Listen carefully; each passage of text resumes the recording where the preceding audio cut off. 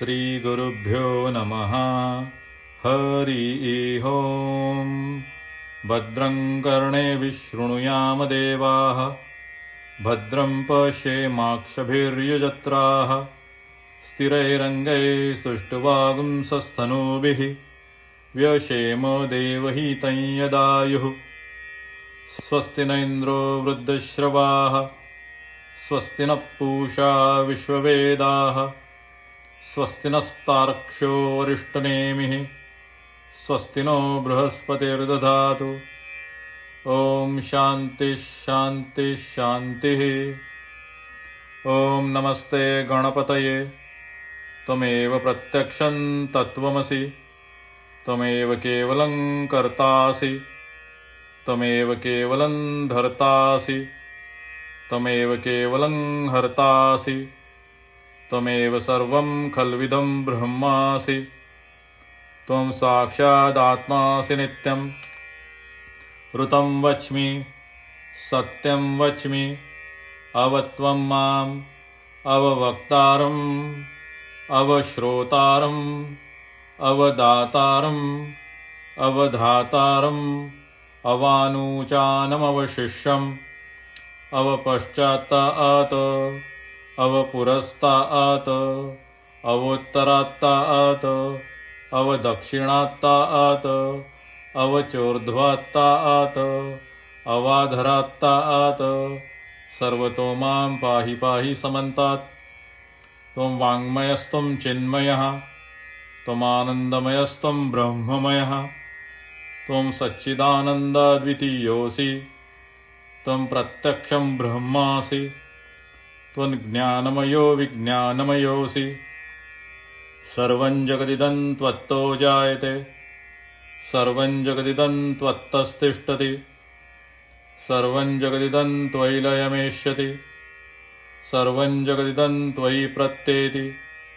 त्वं भूमिरापो नलो निलो नभः, त्वं चत्वारि वाक्पदानि, त्वं गुणत्रयातीतः, त्वं देहत्रयातीतः, त्वं कालत्रयातीतः, त्वं मूलाधारस्थितोऽसि नित्यं, त्वं शक्तित्रयात्मकः। त्वां योगिनो ध्यायन्ति नित्यं। त्वं ब्रह्मा त्वं विष्णुस्त्वं रुद्रस्त्वं इन्द्रस्त्वं अग्निस्त्वं वायुस्त्वं सूर्यस्त्वं चन्द्रमास्त्वं ब्रह्मभूर्भुवस्वरों। गणादीन् पूर्वमुच्चार्य वर्णादीन् तदनन्तरम् अनुस्वारपरतरः अर्धेन्दुलसितं तारेण रुद्धम् एतत्तवमनुस्वरूपम्। गकारपूर्वरूपम्, अकारो मध्यमरूपम्, अनुस्वारश्चान्त्यरूपम्, बिन्दुरुत्तररूपम्, नादसन्धानं संहितासन्धिः। सैषा गणेशविद्या गणकऋषिः, निःसृद्गायत्री छन्दः गणपतिर्देवता। ॐ गं गणपतये नमः। एकदन्ताय विद्महे वक्रतुण्डाय धीमहि तन्नो दन्तिः प्रचोदयात्। एकदन्तं चतुर्हस्तं पाशमङ्कुशधारिणं, रदं च वरदं हस्तैर्बिभ्राणं मूषकध्वजं, रक्तल्लम्बोदरं शूर्पकर्णकं रक्तवाससं, रक्तगन्धानुलिप्ताङ्गं रक्तपुष्पैः सुपूजितं, भक्तानुकम्पिनं देवं जगत्कारणमच्युतम्, आविर्भूतं च सृष्ट्यादौ प्रकृतेः पुरुषात् परम्। एवं ध्यायति यो नित्यं स योगी योगिनां वरः। नमो व्रातपतये, नमो गणपतये, नमः प्रमथपतये, नमस्ते अस्तु लम्बोदराय एकदन्ताय विघ्ननाशिने शिवसुताय वरदमूर्तये नमः।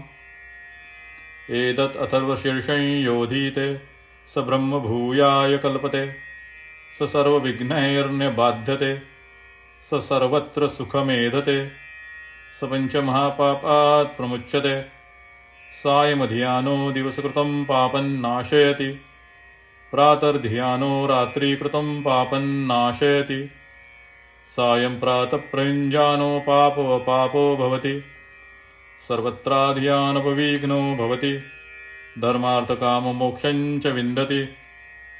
इदमथर्वशीर्षम् अशिष्याय न देयम् यो यदि मोहाद्यास्यति स पापीयान् भवति सहस्रावर्तनात् यं काममदिते तन्तमनेन साधयेत् अनेन गणपतिमभिषिञ्चति स वाग्मी भवति चतुर्थ्यां मनश्न जपति स विद्यावान् भवति इत्यथर्ववर्णवाक्यम् ब्रह्मद्यावर्णविद्यान् न विवेति कदाचनेति यदूर्वाङ्कुरैर्युजति स वैश्रवणोपमो भवति युलाजैर्युजति स यशोवान् भवति स मेधावान् भवति यमोदकसहस्रेण यजति स वाञ्छितफलमवाप्नोति यः साज्यसमिद्भिर्यजति स सर्वं लभते स सर्वं लभते अष्टब्राह्मणान् सम्यग् ग्राहयित्वा सूर्यवर्चस्वी भवति सूर्यग्रहे महानद्यां प्रतिमासन्निधो वा जप्त्वा सिद्धमन्त्रो भवति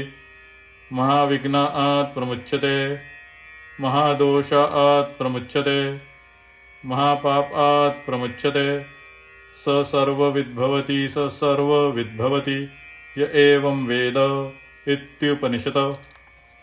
हरिः ओम्। भद्रं कर्णेभिः शृणुयाम देवाः भद्रं पश्येमाक्षभिर्यजत्राः स्थिरैरङ्गैः सुष्ठुवागुंसस्तनूभिः व्यशेम देवहितं यदायुः स्वस्ति न इन्द्रो वृद्धश्रवाः स्वस्ति नः पूषा विश्ववेदाः स्वस्ति नस्तार्क्ष्यो वरिष्ठनेमिः स्वस्ति नो बृहस्पतिर्ददातु। ॐ शान्तिः शान्तिः शान्तिः। सहना भवतु सहनो भुनक्तु सह वीर्यं करवावहै तेजस्विनावधीतमस्तु मा विद्विषावहै। ॐ शान्तिः शान्तिः शान्तिः।